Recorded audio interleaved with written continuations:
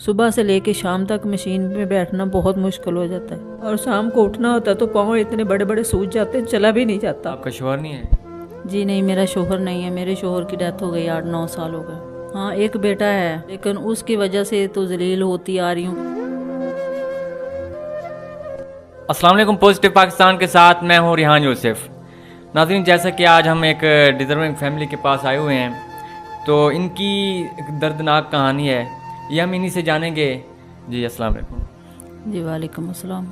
जी बताइएगा, क्या किस वजह से आपने हमें मतलब अपने पास बुलाया है, क्या कहानी है, क्या नाज़रीन को बताना चाहेंगे आप? जी मैं ये बताना चाहती हूँ कि कोई जो गरीब होता है उसकी मदद क्यों नहीं की जाती। और मतलब ये हमारा जो मुल्क है, ये मतलब जो भी हुक्मरान आता है वो अपनी मर्ज़ी का मालिक होता है, गरीबों की तो कोई सुनता नहीं है। तो गरीब कहाँ जाएं, क्या करें? तो आप ये कहना चाहते हैं कि आपके मतलब घर के हालात तंग हैं, जिस वजह से आपने ये बात की। तो मतलब आपका शोहर नहीं है? जी नहीं, मेरा शोहर नहीं है। मेरे शोहर की डेथ हो गई 8-9 साल हो गए। तो कोई बेटा वगैरह नहीं है आपका? हाँ, एक बेटा है, वो 9th क्लास के पढ़ता था, लेकिन उसकी वजह से तो जलील होती आ रही हूँ कि चलो ये पढ़ जाएगा, कुछ बन जाएगा। लेकिन वो भी पता नहीं इस माशरे की वजह से क्या है, मैं बाहर काम करूँ या उसका पीछा करूँ। मतलब वो आपको छोड़ के चला गया है? लेकिन वो बस ऐसे ही है, ना तो वो छोड़ के चला गया, आता 2-2 माह घर नहीं आता, पढ़ना छोड़ दिया उसने, नशे करने शुरू कर दिए हैं। तो ये माँ बस क्या करे, या तो उसके पीछे भागे या मेहनत करे, घर का किराया दे, क्या करे।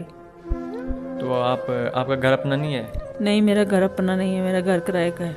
कितना किराया उनको उसका है? 7,000 रुपया किराया है।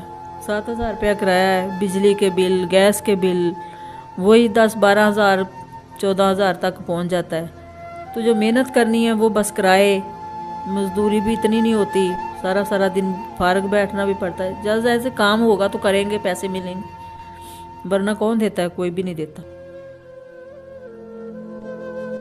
बिल्कुल ऐसा है। आप फैक्ट्री में किस चीज़ का काम करती हैं? जी मैं फैक्ट्री में ये पेंट बनती है, उधर ओवरलॉक मशीन पे बैठ के काम करती हूँ, सारा दिन सिलाई करती हूँ। बस हेपेटाइटिस की मरीज़ भी हूँ। सुबह से लेके शाम तक मशीन में बैठना बहुत मुश्किल हो जाता है, कभी तो बैठा भी नहीं जाता, 2-2 3 छुट्टियाँ करनी पड़ जाती हैं, वो छुट्टी के पैसे भी काट लेते हैं। और शाम को उठना होता है तो पाँव इतने बड़े बड़े सूज जाते हैं, चला भी नहीं जाता। तो घर का मतलब कैसे मैनेज कर रही हैं घर को फिर? बस कुछ का मालिक ऐसे होते हैं कि वो मतलब बर्दाश्त कर लेते हैं, 1-2 माह का किराया जो होता है ना, वो चलो आगे पीछे करके दे देती हूँ, ले लेते हैं। कुछ होते हैं 1 माह का किराया भी आगे पीछे हो जाए तो वो कहते हैं कि घर खाली कर दो, तो ज़ाहिर सी बात है करना पड़ता है। बिल्कुल। अब आप जो नाज़रीन हमारे देख रहे हैं उनको क्या पैगाम देना चाहेंगे? हाँ, मैं ये करना पैगाम देना चाहती हूँ, अगर कोई देख रहा है, अगर कोई मेरी मदद करना चाहता है, या तो मुझे कोई ऐसा मतलब रोज़गार जैसे कि मशीन वगैरह कोई हो, मैं घर बैठ के अपना काम कर सकूँ, अपना पेट पाल सकूँ। अगर कोई खुदा तरसी करे, कोई 1 मरले का घर ही मुझे बना दे, चलो मेरे किरायों से जान छूट जाएगी। और मैं मेहनत भी इतनी नहीं कर सकती, क्यों, हेपेटाइटिस की मरीज़ हूँ, मेडिसिन के लिए पैसे नहीं होते, तो मेडिसिन बंदा कहाँ से ले, और ही खर्चे नहीं पूरे होते तो मेडिसिन कहाँ से लाऊं।